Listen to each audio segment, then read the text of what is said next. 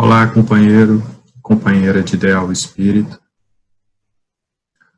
aos amigos interessados pelos temas abordados pelo Espiritismo, que a paz seja convosco.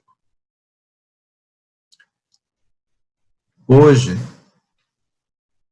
gostaria de conversar um pouco, na verdade, de partilhar muito mais dúvidas que trazer certezas a respeito de um tema que constitui um capítulo da obra Depois da Morte, de Leon Denis. Capítulo esse que inspira esse nosso encontro, com o tema Justiça, Responsabilidade e Solidariedade.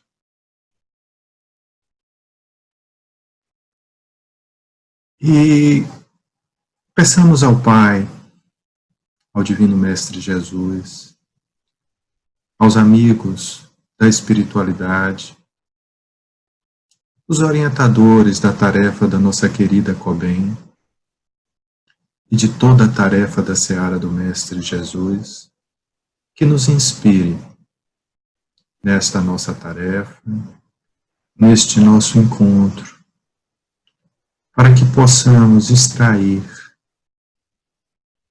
o melhor conteúdo, as melhores e mais adequadas reflexões ao nosso estado, à nossa condição de entendimento. E que estas conclusões, estes raciocínios, nos aproveitem, não como um conhecimento enciclopédico, mas como um roteiro, como um reforço para nosso crescimento, para as nossas ações.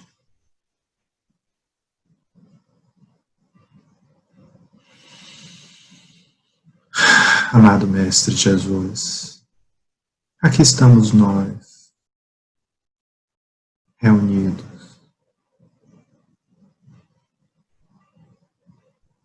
nos mais diversos cantos do mundo,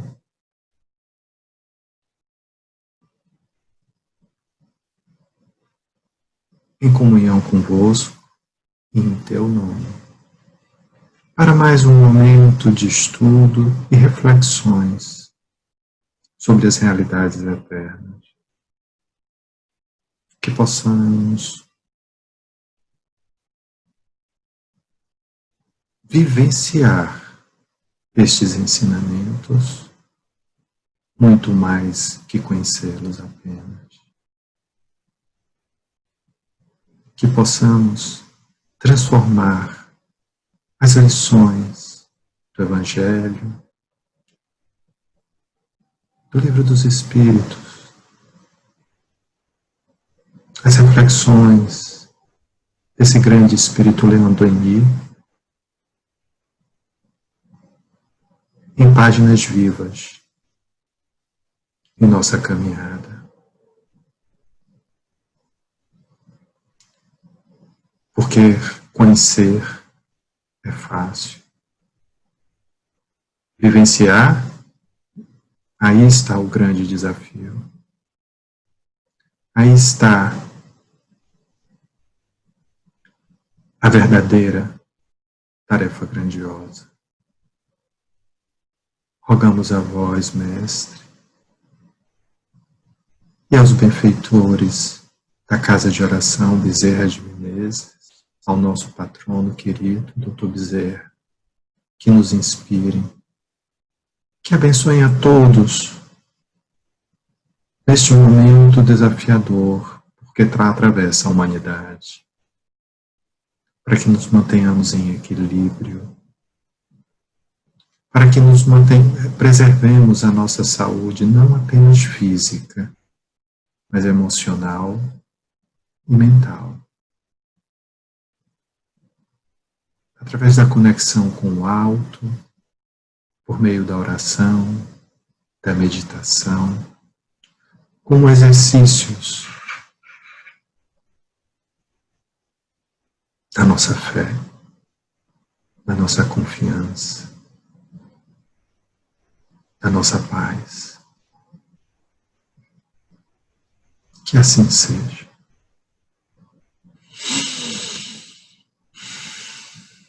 Pois bem, em companhia e sob a inspiração desses trabalhadores maravilhosos da seara espírita, que regem o mundo, trabalhadores da vinha do Pai, trabalhadores dedicados à tarefa do Mestre Jesus, passemos a refletir algo a respeito do que nos chamou a atenção Leon Denis em sua obra. E antes de começarmos a falar sobre o tema justiça, solidariedade e responsabilidade, creio que devamos entender um pouco o contexto dessa obra e do seu autor, Leon Denis, da obra Depois da Morte, considerada sua obra magna. Isso e o próprio Leon Denis, um apóstolo e talvez o mais importante continuador da tarefa de Kardec. Leon Denis, aqueles que tiveram a oportunidade de ler a sua biografia, uma biografia de todos os seres grandiosos que tive a oportunidade de ler até aqui, há um ponto em comum em todos: dificuldades, desafios. Se olharmos a vida de Madre Teresa, a vida de Chico, a vida de Madame Blavatsky, a vida de Divaldo, a vida de Leon Denis e tantos seres que realmente fizeram a diferença no mundo, que deixaram um legado de transformação do mundo, todas elas tiveram em comum uma história de desafios, de sofrimentos. E por que isso? Será que já nos perguntamos a razão?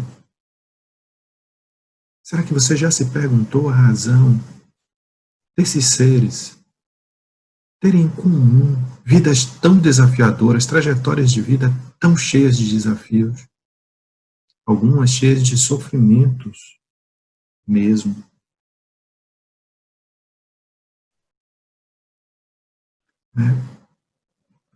Talvez sejam eles mensageiros que venham nos chamar a atenção que não esperemos por mares tranquilos, porque eles não fazem bons marinheiros. Se queremos crescer, se queremos nos desenvolver, acolhamos a dificuldade. Não se trata de uma apologia ao sofrimento, ou um perfil, ou um desvio psicológico masoquista, mas um olhar lúcido em direção à vida daqueles que nos antecederam ou que tenham sido nossos contemporâneos e que tiveram uma vida grandiosa.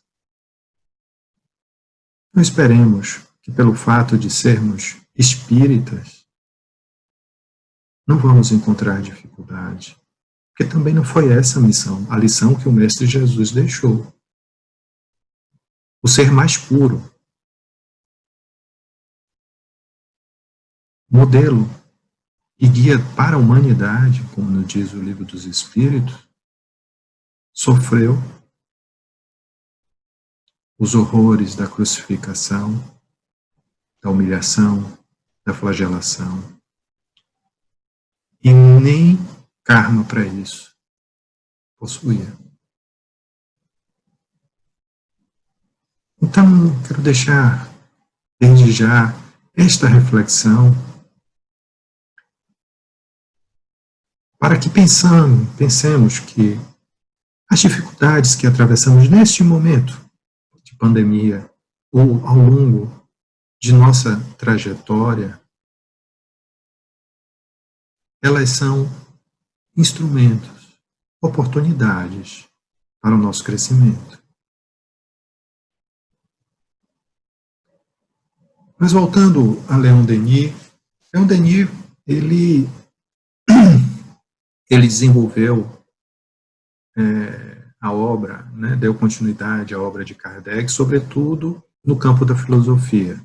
Apesar de ser um autodidata, alguém que não teve a oportunidade de estudo formal, porque desde muito cedo precisou trabalhar, precisou se submeter às necessidades imediatas, de atendimento imediato da vida, das coisas práticas da vida, de sobrevivência. Porque certamente para ele deve ter sido bastante desafiador, por desde sempre ter demonstrado grande interesse pela filosofia, pelo conhecimento, pelos estudos.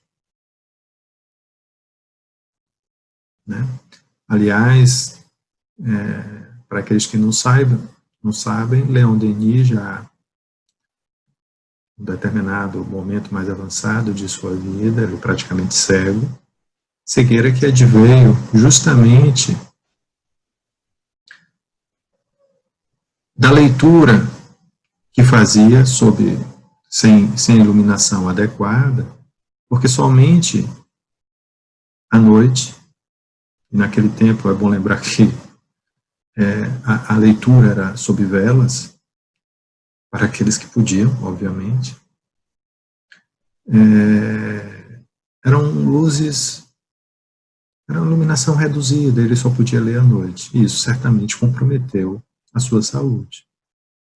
E a obra, depois da morte, foi uma obra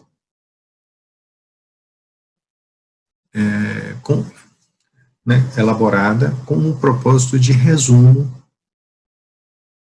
fiel da doutrina espírita. Um resumo acessível, um resumo em linguagem simples e acessível às pessoas de pouco conhecimento, ao homem não letrado. Este foi o propósito da obra Depois da Morte, anunciado pelo próprio Leon Denis, de maneira a resumidamente apresentar os pressupostos trazidos pela codificação espírita. E nesse capítulo, justiça, solidariedade e responsabilidade, o que podemos nós extrair de útil? Quero compartilhar aqui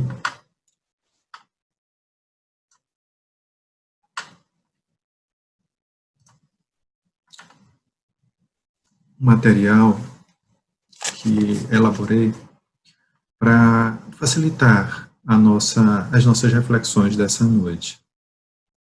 Né? E ele começa nos dizendo, na ordem dos fatos, desde o mais simples ao mais complexo, tudo é regulado por uma lei. Cada efeito se prende a uma causa e cada causa engendra um efeito que lhe é idêntico. Né? Então, a partir dessas palavras de Denis, se nós voltarmos o nosso olhar para a codificação básica, particularmente para o Livro dos Espíritos, nós vamos encontrar lá, na questão 614, os Espíritos nos respondendo sobre a lei divina ou lei natural. Né? E a partir disso, estabelecendo uma divisão dela sobre as leis morais. Mas Leon Denis, ele faz, por se tratar de uma obra com um propósito de resumo, né, de uma abordagem, de uma visão geral, ele a partir da lei divina ou lei natural, ele estabelece princípios que ele identifica como orientadores ou desdobramentos da lei divina, a reger o mundo, os mundos e os seres, naturalmente, dentro da realidade evolutiva de cada um, como o próprio Livro dos Espíritos nos diz. Né? E o que nos diz a questão 614? Que se deve entender por lei natural ou lei divina? A lei natural é a lei de Deus. É a única, verdadeira para a felicidade do homem. Indica-lhe o que deve fazer ou deixar de fazer. E ele só é infeliz quando dela se afasta. Ou seja, a lei divina quando Leon Denis nos fala, né, que na ordem dos fatos, desde os mais simples ao mais complexo, tudo é regulado por uma lei, é da lei divina ou da lei natural que ele fala. Esta lei que rege os universos. E que, a partir dela, as relações, os fenômenos, são regidos, são disciplinados. É a lei de Deus. Então, e ao olhar e ao perceber que tudo é regido pela lei de Deus, passamos então a procurar entender de que maneira ocorre, ela se processa, ela atua em nossas vidas. E aí, então, temos a percepção resumida, obviamente, de que princípios daí decorrem. Princípio de justiça, princípio de solidariedade e princípio de responsabilidade. E o que seria este princípio de justiça? A lei, ou princípio de justiça, não é mais do que o funcionamento da ordem moral universal, nos diz Denis. As penas e castigos representam a reação da natureza ultrajada e violentada em seus princípios eternos.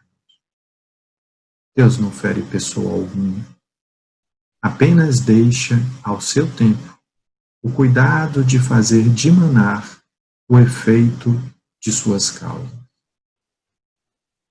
Perceba a grandeza de Denis, que sendo um autodidata, alguém sem conhecimento, estudo regular, formal, né? Não era era um homem de letras. E há uma elegância, há uma riqueza, uma grandeza no seu estilo de escrita, né? Uma profundidade, uma percepção de uma lucidez imensa. E ele, ao observar a partir da realidade trazida pela codificação, ele identifica que o princípio de justiça ele é inerente a essa lei. Ele é próprio dessa lei. E que não há punição, não há castigo. O que há são simples consequências naturais. Aqui no caso de ordem moral, das ações, das nossas escolhas. Da mesma maneira que leis físicas como a lei da gravidade nos impõe que, se nos lançarmos de qualquer altura ao vazio, seremos atraídos para a Terra, para o centro. Isso significa que nós vamos cair e vamos de encontro ao solo.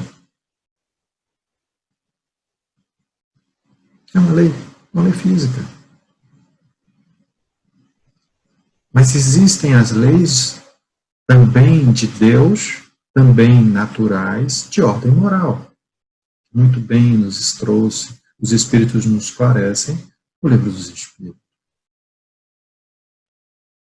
Inclusive, em determinada passagem, eles dizem que nós devemos olhar a ambas como uma coisa só, apenas sob aspectos diferentes. O cientista estuda as leis físicas que regem sob o aspecto da realidade física do mundo, e o homem de bem estuda as leis morais. Para quê? Para que, bem compreendendo-as, comece e siga o seu processo de transformação, entendendo qual o caminho adequado a seguir, quais as escolhas corretas a seguir. Da mesma maneira, mal comparando, obviamente, ao aprendermos a dirigir, nós vamos procurar entender quais são as regras de trânsito, para que possamos conduzir com segurança, para que possamos não infringir, colocando a nossa vida ou a dos outros em risco. Então, o estudo dessas leis tem o propósito de nos levar a uma compreensão adequada e de cumprir do que nos se espera, do que seja a lei natural, e segui-la.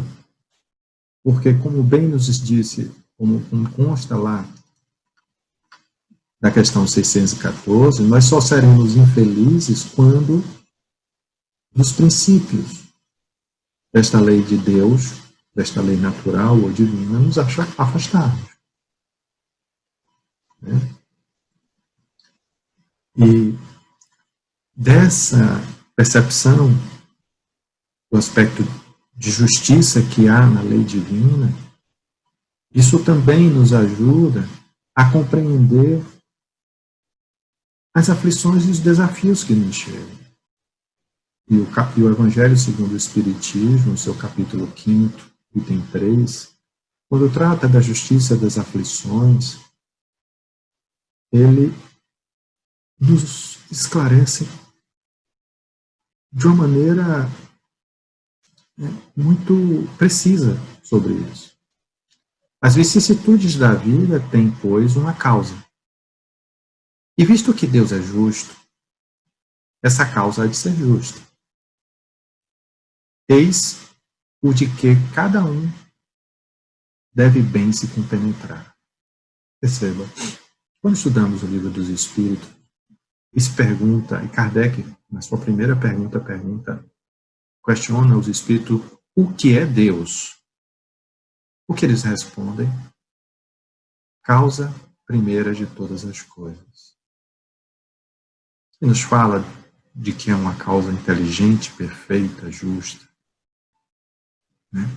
Se a lei universal é a expressão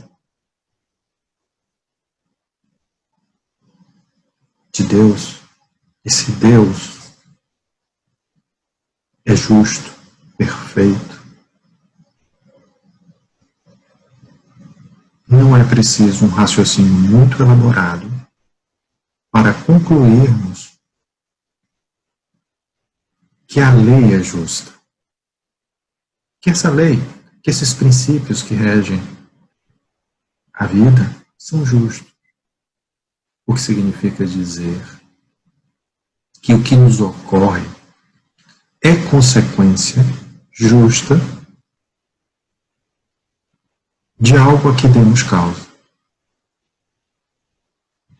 Então, era sobre esse aspecto de justiça que Leon Denis procurou nos chamar a atenção, procurou nos orientar, para que ao nos depararmos com uma situação que nos é desagradável,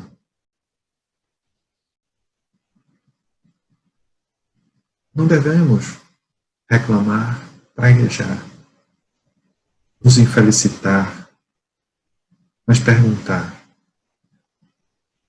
se isto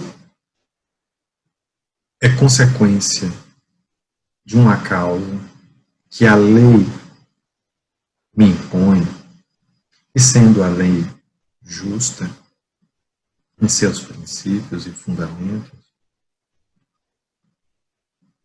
o que devo me questionar é o que fiz para me trazer esse estado de coisas. Essa é a reflexão que nos cabe. O que tenho feito ou deixado de fazer para que essas coisas estejam ocorrendo em minha vida.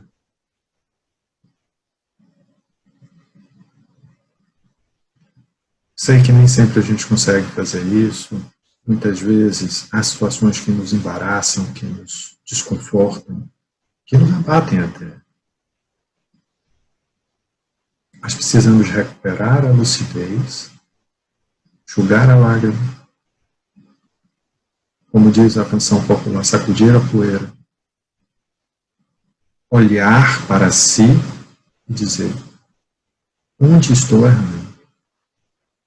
Porque só sofremos quando nos afastamos da lei. E se estamos sofrendo, é porque de alguma forma dela nos afastamos. Aí está o princípio de justiça. Não há sofrimentos indevidos, injustos. Isso existe na lei dos homens, não na lei divina.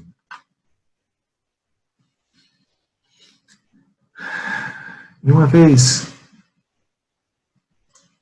dito isso, existe um outro aspecto da lei divina no que diz respeito à sua justiça, que também é importante nós destacarmos, né?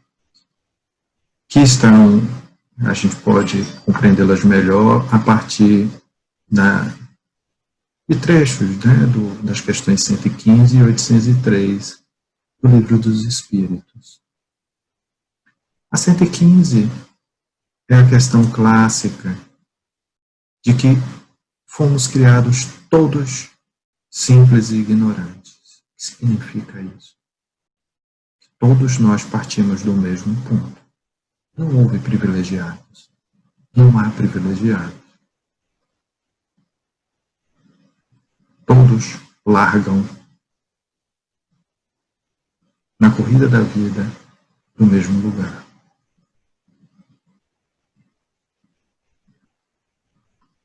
É o que nos diz a questão 115. Os espíritos, uns terão sido criados bons e outros maus, assim, tipo pergunta a Kardec, porque sem entender porque algumas pessoas têm determinados comportamentos tão opostos. De um lado, vemos pessoas extremamente benevolentes, caridosas, gentis, e de outro, seres com uma agressividade, com uma violência e mesmo uma crueldade que nos surpreendem. Nos surpreendem até hoje. E a partir dessa observação de fatos da vida, ele pergunta aos espíritos: será que todo mundo realmente foi criado igual? Será que não tem alguém que já foi criado para ser mal? Praticamente é essa a pergunta que ele faz. E os espíritos dizem: não, todos. Deus criou todos os espíritos simples e ignorantes. Isto é, sem saber. E a partir daí desenvolvem a sua jornada de entendimento e de evolução. Já a questão 803, ela também nos traz uma outra percepção idêntica. Perante Deus, são iguais todos os homens? Sim. Todos os homens são submetidos às mesmas leis da natureza. Todos nascem igualmente fracos, acham-se sujeitos às mesmas dores e o corpo do rico se destrói como o do pobre. Deus a nenhum homem concedeu superioridade natural, nem pelo nascimento, nem pela morte. Todos aos seus olhos são iguais. Então, que outro princípio de justiça está em nos dessas duas questões do Livro dos Espíritos? O princípio da equidade, ou seja, de que não há, todos são tratados igualmente, que não há privilegiados e não há privilégios. O que há são escolhas. Alguns percebem mais rapidamente que outros o caminho correto, o caminho adequado, as escolhas adequadas. Outros têm mais dificuldade. E a equidade é um conceito inerente à justiça. Porque onde há privilégio, onde há tratamento desigual, não há justiça, não há equidade. Então, este é mais um aspecto para que percebamos a justiça da lei divina. Percebamos a justiça do que nos ocorre. Então, quando ouço alguém dizer, por que Deus, e outro dia uma pessoa dizia isso, por que Deus está castigando, está nos castigando com essa pandemia? Refletamos. Pensemos no que acabamos de ouvir, o que acabamos de ler. Não me parece minimamente razoável, para não dizer injusto, essa colocação. Não há castigo. A pandemia é simplesmente resultado de escolhas da humanidade. Escolhas seculares. Escolhas feitas ainda há pouco. Quando escolhemos ignorar as regras de saúde pública, quando escolhemos desrespeitar a natureza, desrespeitar os outros seres, quando escolhemos hábitos inadequados, consequências advêm. Apenas isso. Não há castigo, não há punição. O Pai não castiga nem pune ninguém. São consequências, resultados de uma violação à lei, de uma violência que cometemos a todo instante, quando desrespeitamos os outros seres, quando desrespeitamos a biodiversidade, o nosso sistema, a nossa ecologia, quando escolhemos hábitos alimentares inadequados, hábitos de higiene inadequados. Então, são escolhas, não há punição. Não há punição.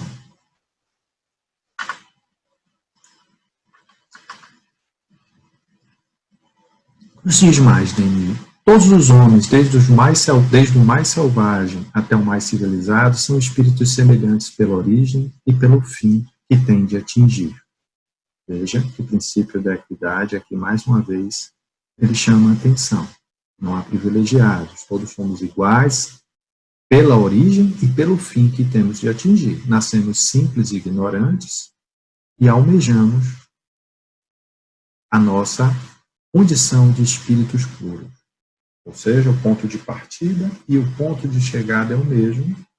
E nesta jornada, nesta corrida existencial, vamos colocar essa maratona existencial de milênios, somos colocados para competir não com o outro, mas conosco, em condições de absoluta igualdade. Em seu conjunto, constituem uma sociedade cujos membros são solidários, E cada um trabalhando pelo seu melhoramento particular, participa do progresso e do bem geral. Olha a lucidez de Denry, né? Ele identifica aqui um princípio de solidariedade entre os homens.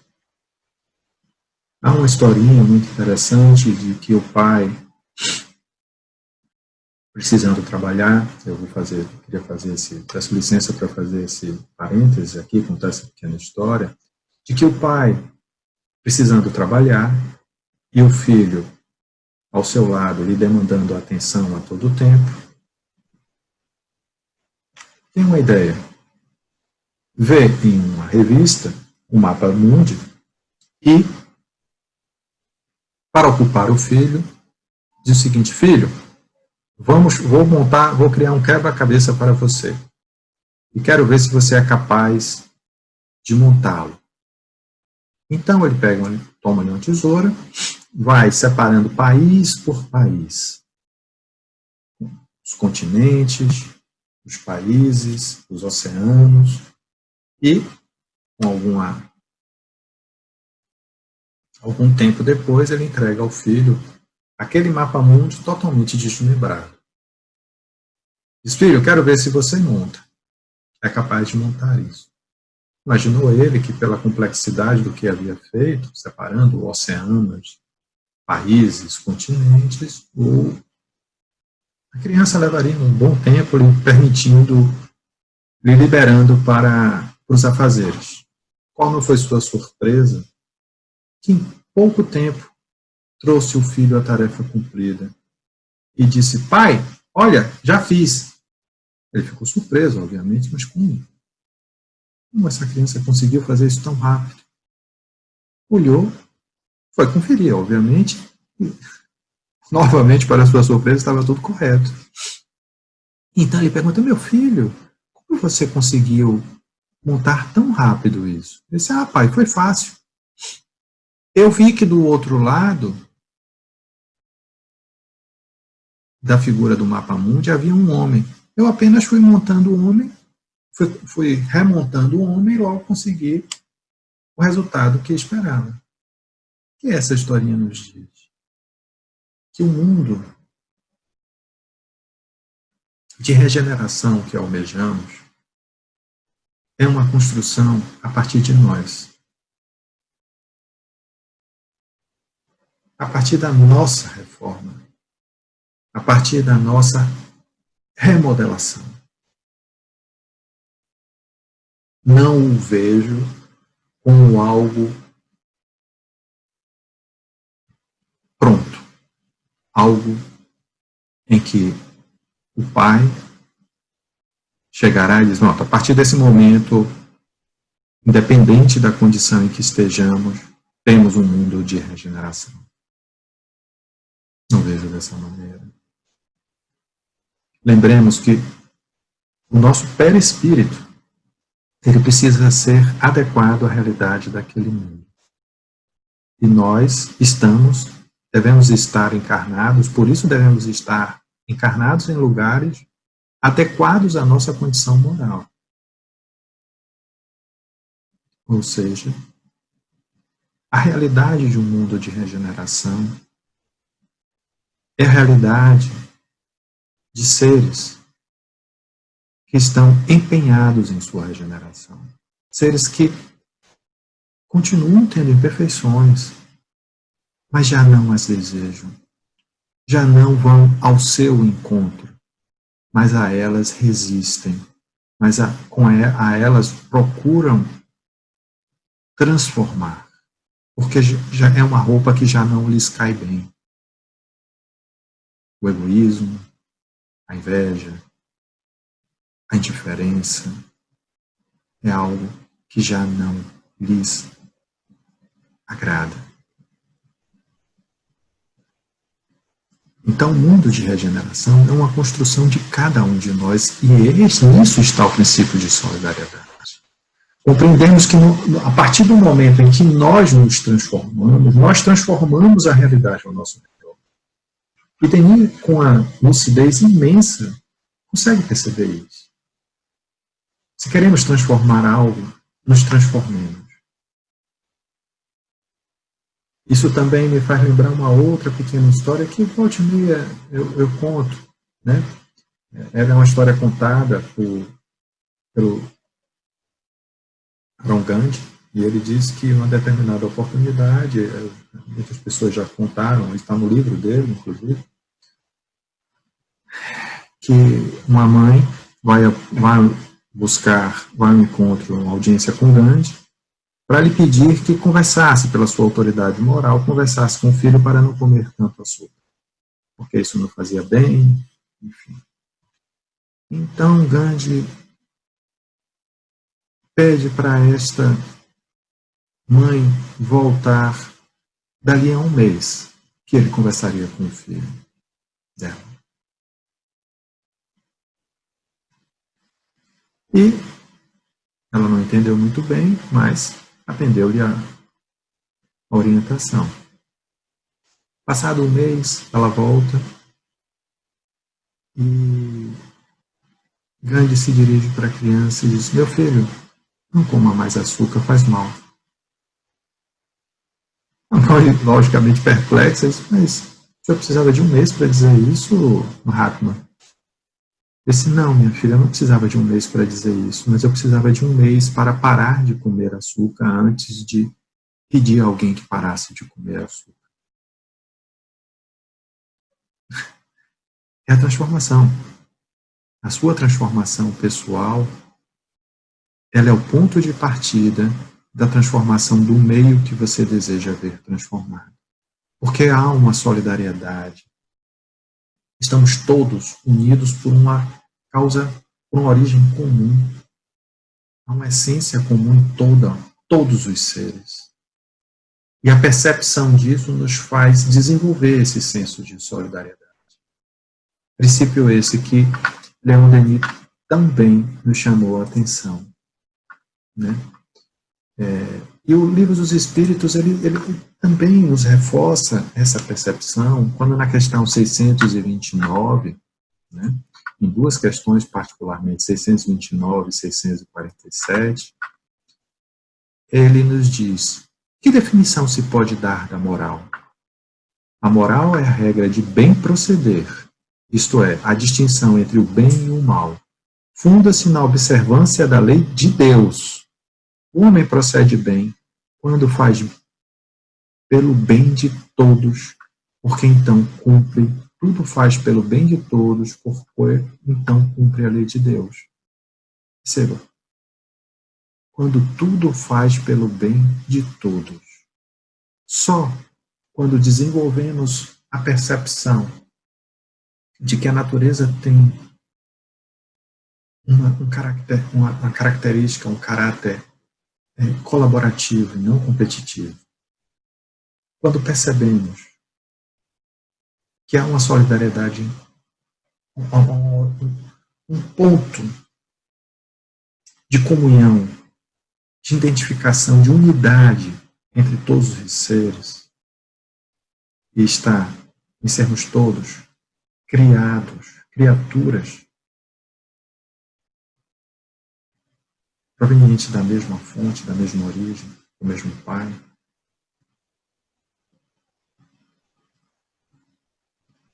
Nos leva à compreensão adequada da lei. E mais adiante, na questão 647, nos reforça isso, quando diz: a lei de Deus se acha contida toda no preceito do amor ao próximo ensinado por Jesus. E os Espíritos nos respondem: certamente, esse preceito encerra todos os deveres dos homens uns para com os outros.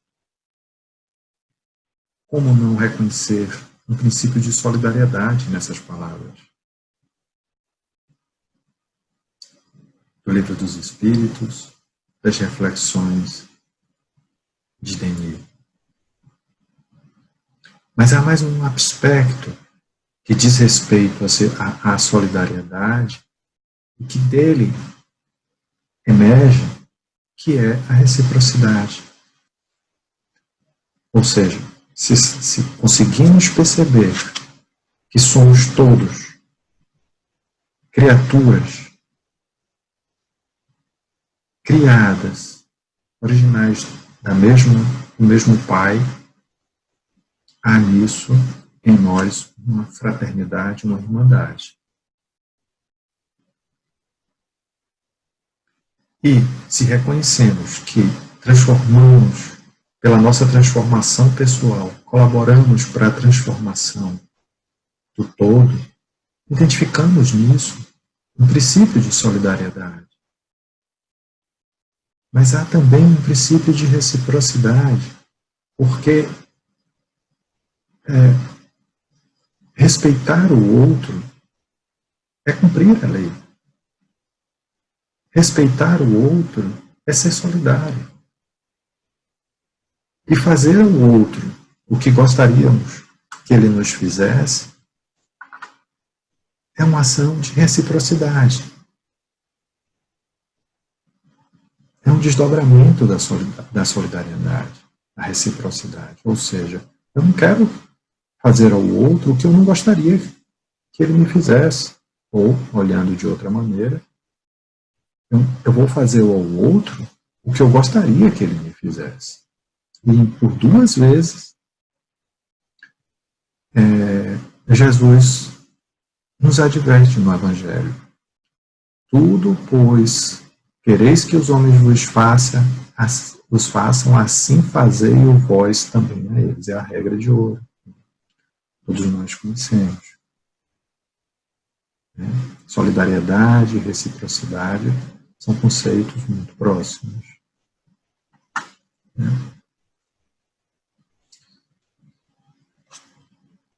E, prosseguindo em suas reflexões, Denis, ele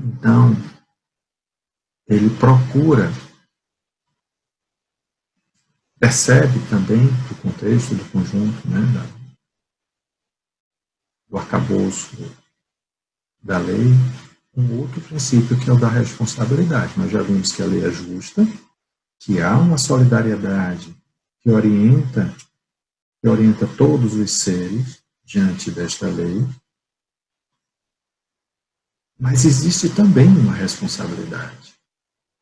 E é o que ele nos chama a atenção quando nos diz, enfim, o homem deve aprender a medir o alcance dos seus atos, a extensão de sua responsabilidade, a sacudir essa indiferença que fecunda as misérias sociais e envenena moralmente esse planeta, onde talvez tenha que renascer muitas vezes mais.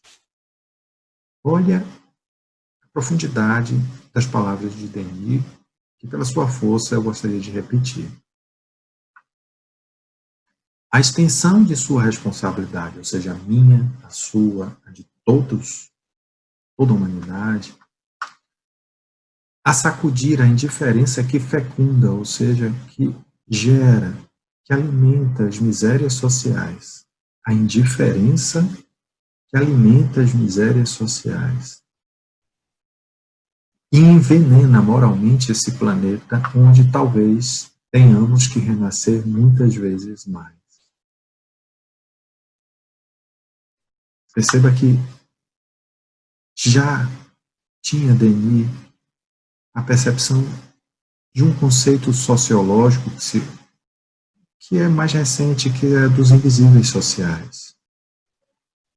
A de não percebermos ou de olharmos com indiferença as dificuldades do nosso semelhante, tornando-os seres invisíveis socialmente.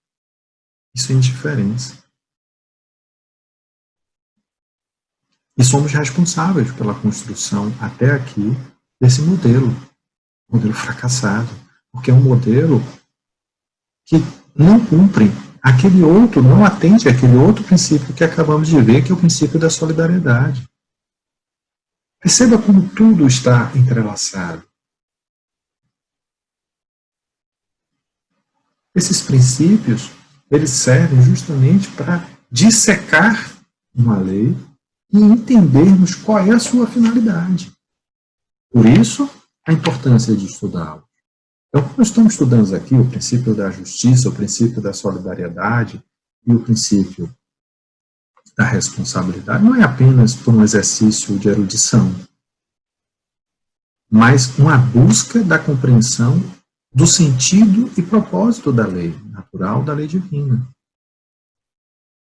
Então, a responsabilidade, ela é inerente à lei. E nós somos responsáveis por este modelo de mundo que temos aqui. E por que nós somos responsáveis? Porque os seres que estão encarnados aqui são os seres que vêm encarnando ao longo dos séculos no planeta. São os seres, são os mesmos seres, eu, você e todos, que foram construindo ao longo dos séculos este modelo social, este modelo de relacionamento, este modelo competitivo, desrespeitoso e depredatório da natureza. Os que crucificaram Jesus são os mesmos que aqui estão e que voltaram, que continuam aqui personagens deste planeta. Os que cometeram morticínios, genocídios, nas cruzadas, no Holocausto, e tantos ao longo da história, né, em guerras terríveis, guerras de 100 anos, uma guerra que durou um século. Né? Imagine, gerações, até porque a expectativa de vida naquele tempo era muito menor, uma guerra que durou mais de uma geração. O conflito. Então, né, somos todos os mesmos. E que continuamos nascendo e renascendo sem a capacidade de transformar de maneira contundente, de uma maneira, digamos assim, até aqui ao menos, né, a realidade das coisas. Veja, não estou dizendo que não houve uma evolução, é óbvio que houve, e muito grande.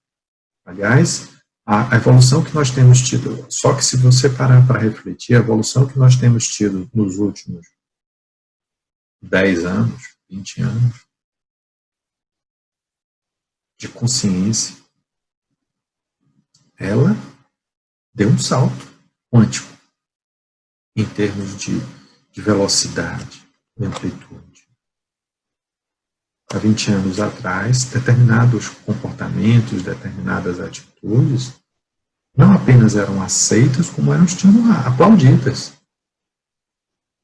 Não faz muito tempo, 30 anos, talvez, 40, em que um homem matava a sua esposa para lavar com sangue a sua honra. Foi outro dia isso. Se pensarmos que nós temos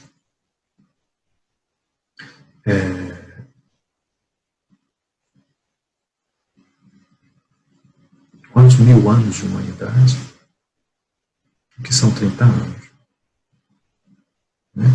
Não falo do ponto de vista tecnológico de conhecimento, eu falo de transformação de conceitos sociais, conceitos morais. Né? Nós estamos vendo recentemente as pessoas se rebelando contra a corrupção de uma maneira contundente, saindo simplesmente daquele plano de quem reclama para quem faz algo contra. Mas lembre-se, essa transformação ética, ela vai ter que partir também da nossa transformação.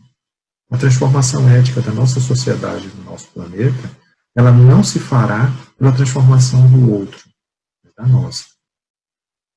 Porque o outro do outro sou eu. Então, eu preciso me transformar eticamente. E tentar ser coerente com o que digo, com o que prego e com o que exijo.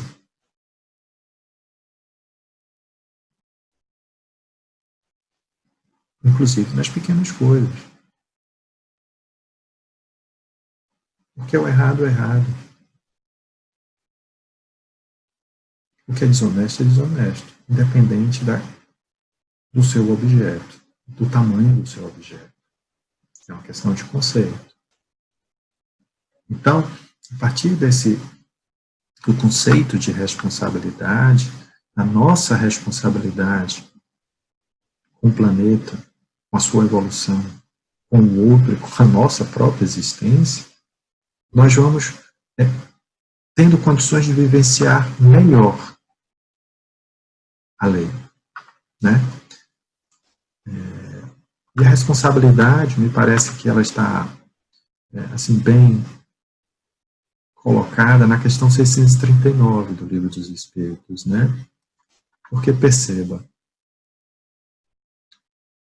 a responsabilidade, lá na questão 639, nos diz: o mal recai sobre aquele que foi seu causador. Isso quer dizer o quê? Que simplesmente, de uma maneira linear, quem causa o mal, e eu acho que essa é a compreensão importante de termos, simplesmente quem causa o mal é responsável de uma maneira linear, ou seja, não há circunstâncias que atenuam ou que agravem a situação. E eu, honestamente, tenho a sensação de que a nossa dificuldade em compreender a justiça divina, de que tantos irmãos nas tarefas mediúnicas tomam para si a tarefa de vingadores e de aplicadores da lei, para que a justiça, se faça segundo o seu modo, segundo o que ele entende que deva ser as consequências adequadas àquele que lhe agrediu, que lhe ofendeu, que lhe machucou, e não segundo a realidade desses princípios imutáveis que regem todos os mundos, se dá pela nossa incapacidade de bem compreender esses mecanismos que envolvem a responsabilidade. Perceba, mesmo no estudo das leis dos homens, nós temos lá as agravantes e as atenuantes, que fazem com que a pena seja maior, menor, ou mesmo que hajam excludentes de responsabilidade. Não é esse o objetivo do nosso bate-papo, mas é importante a gente entender. A legítima defesa, por exemplo, quando cumprida de forma como posta na lei, né, moderação de meios, uma resposta adequada à agressão sofrida, ela exclui a responsabilidade, apesar de ter ocorrido um evento mesmo até de morte. Né? Se nós, homens, imperfeitos como somos, conseguimos conceber que existe um grau de culpabilidade a ser identificado, aferido, uma lei em que temos exemplos em todo momento de imperfeição na sua aplicação e às vezes até mesmo na sua concepção, não podemos esperar que a lei divina, que é a expressão de um Deus perfeito, justo e imutável, não seja perfeita e justa. Então, eu acho que este é o ponto que eu identifico mais importante na nossa reflexão sobre a responsabilidade. Né? Dessa característica, desse aspecto, deste princípio que rege a lei natural. É fato que quem causa o mal é responsável por ele. Mas em que medida? O que o torna maior ou menor? E ao longo ali das questões 630 e tais, 6, 7, né, até 40 e alguma coisa, os Espíritos vão nos trazendo reflexões sobre isso. Então perceba, Quando na questão 639 ele nos diz, o mal recai sobre aquele que foi seu causador, se formos olhar a questão propriamente dita, o que é que consta aqui dela? Vou ler para vocês, peço licença, né? O mal que cometemos não resulta muitas vezes da posição em que os outros homens nos colocaram? Quais são, nesses casos, os mais culpados? Perceba que os espíritos respondem primeiro com uma afirmação importante. O mal recai sobre aquele que foi seu causador. Ponto. Assim, um homem que é levado a praticar o mal pela posição em que os seus semelhantes o colocaram, é menos culpado, perceba, não está excluindo a responsabilidade dele, mas está atenuando, do que aqueles que o causaram esse mal.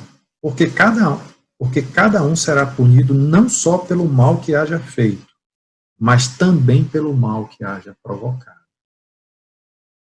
ou permitido que ocorresse. Então, o mecanismo de responsabilidade, ele sozinho, comportaria um bate-papo só sobre ele, para a gente tentar entender melhor isso. Tentar aprofundar a nossa melhor compreensão sobre esse mecanismo. Né? Porque quando ele diz que pelo mal que tenha provocado, isso também nos leva a quê? Que o mal que ele permitiu que ocorresse incorre no mesmo raciocínio. Então, as nossas omissões, elas também nos geram responsabilidade. E nem sempre a gente está atento a isso. Né? Aí na questão, né, 636,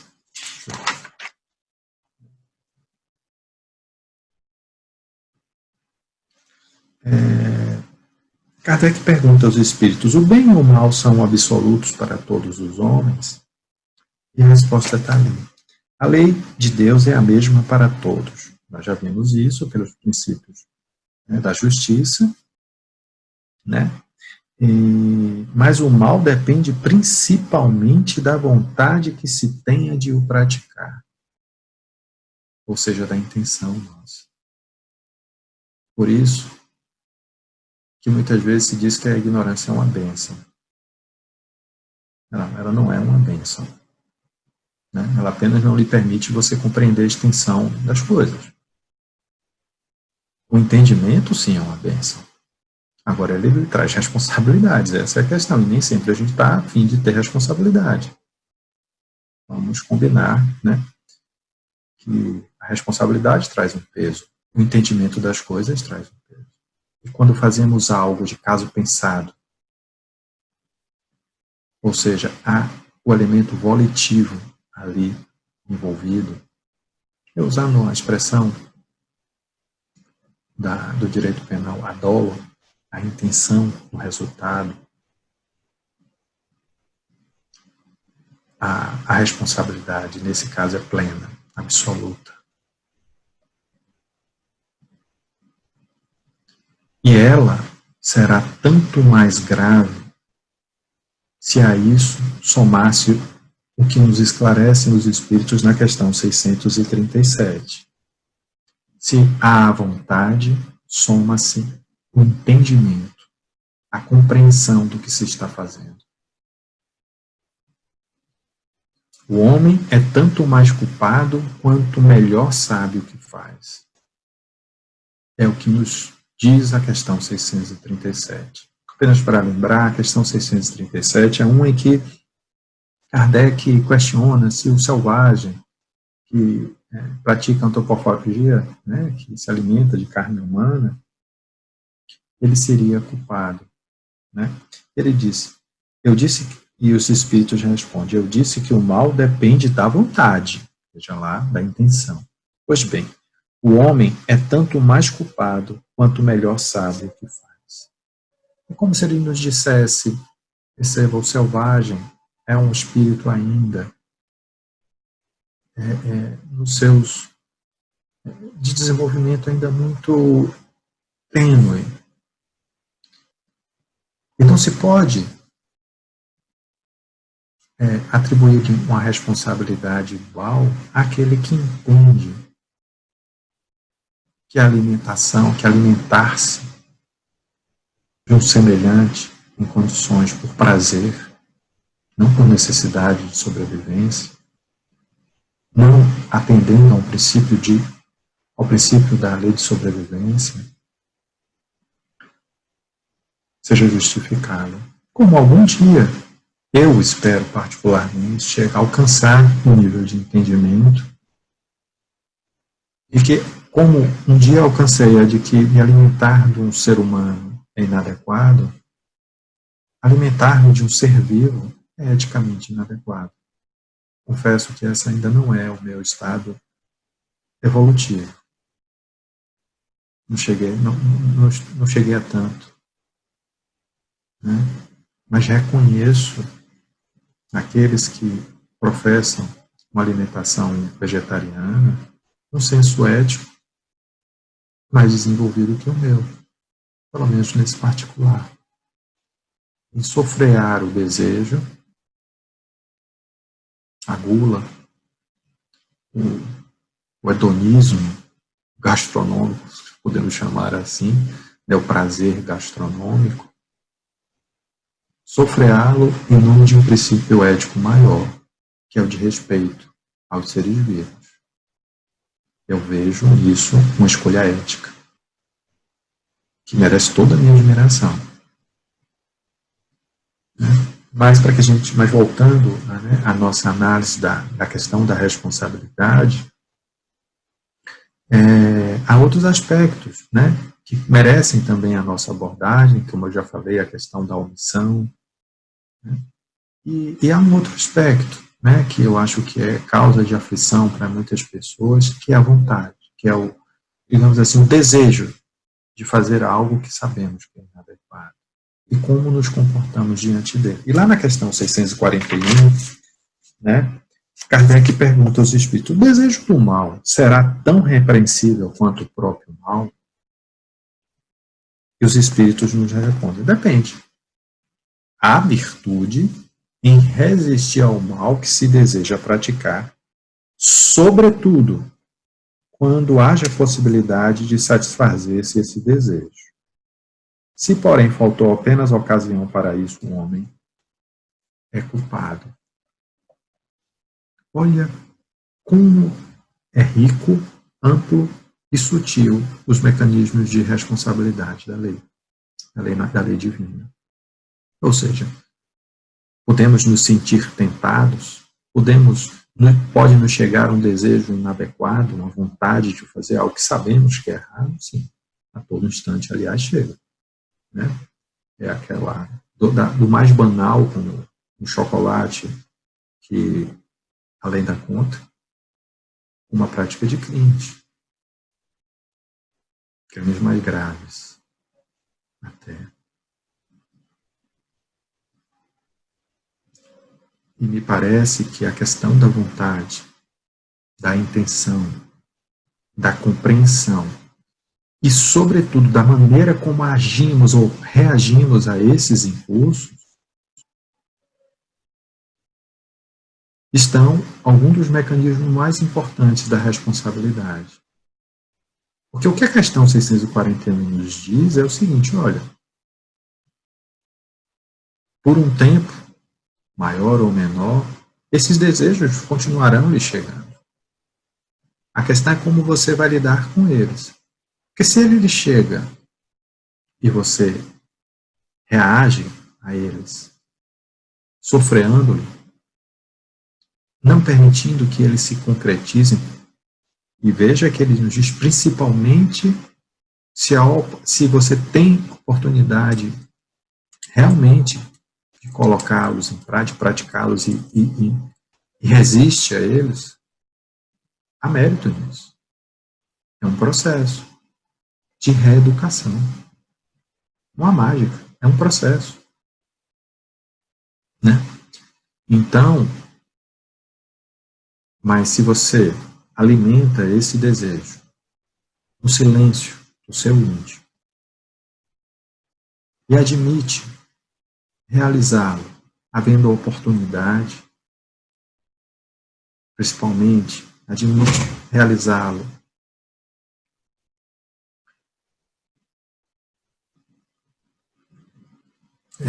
havendo a oportunidade de não ser descoberto. Os Espíritos são bem claros em dizer que você é responsável por isso. Porque somos responsáveis também pelo que, não apenas pelas nossas ações, mas nossos pensamentos, pelo lixo mental que lançamos no planeta. Então eu volto a dizer, essa questão da responsabilidade, ela é muito ampla, ela é muito complexa, no sentido de haver muitos aspectos, não complexa de compreensão, mas na sua são entremeadas, e que nos leva, e isso deve nos levar ao raciocínio de que, mais do que nunca, diante desta realidade, não devemos ser portadores do escândalo.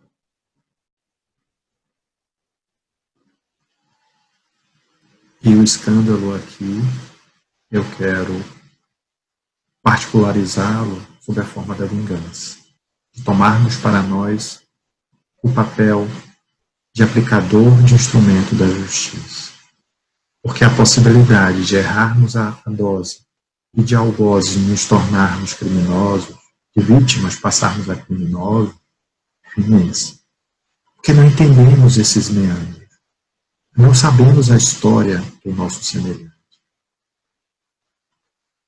Por isso que temos, de maneira tão repetida, tão recorrente, manifestações em mesas mediúnicas de espíritos inspirados pela vingança.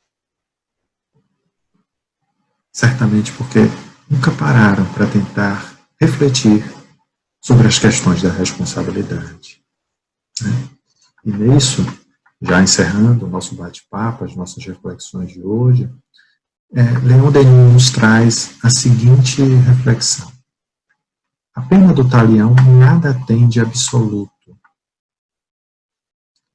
mas não é menos verdade que as paixões e malefícios do ser humano produzem resultados sempre idênticos, aos quais ele não pôde subtrair-se. É a punição inevitável, o remédio eficaz que deve curar o mal em sua origem. Tal lei cumprir-se-á por si própria, sem haver necessidade de alguém constituir-se algoz dos seus semelhantes. Ou seja, a lei na sua perfeição, a lei na sua justiça, a lei na sua precisão, ela se aplica independente de nós.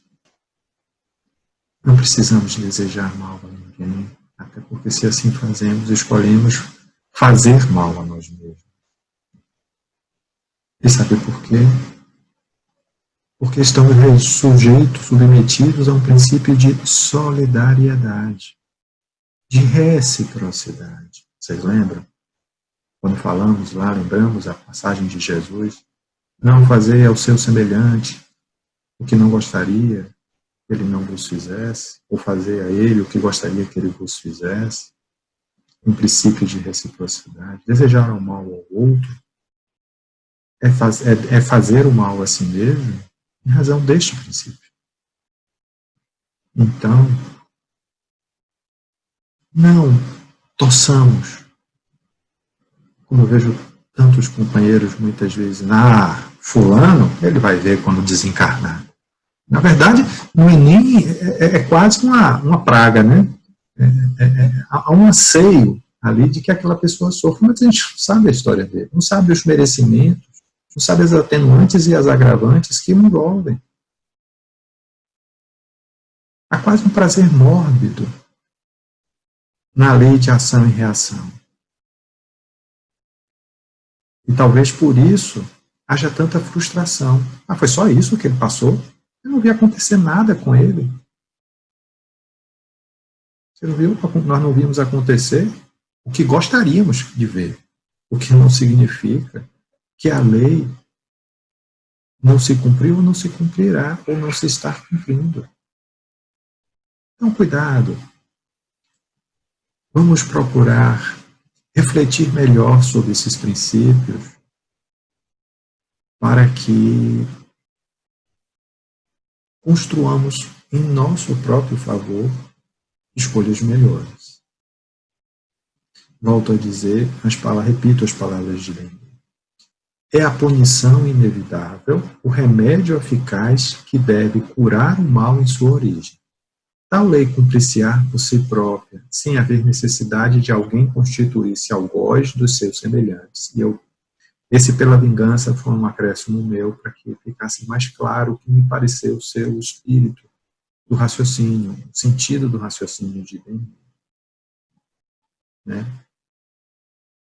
Então, meus irmãos, essas eram as reflexões que eu gostaria de partilhar com vocês.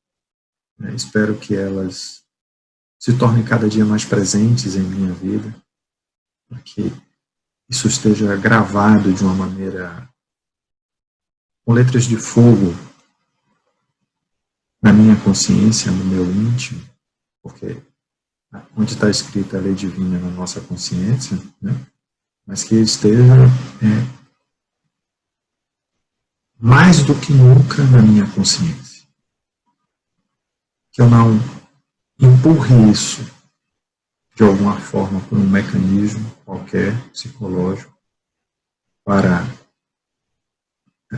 campos mais obscuros. Isso esteja aqui, na primeira página das minhas lembranças, como desejo que esteja na voz. Que a paz do Divino Mestre seja convosco, com toda a humanidade. Em particular, gostaria de encerrar essa pequena tarefa, esse pequeno encontro, elevando uma oração em favor de todos aqueles que se encontram neste momento hospitalizados, conscientes ou inconscientes, vítimas desta pandemia do Covid-19.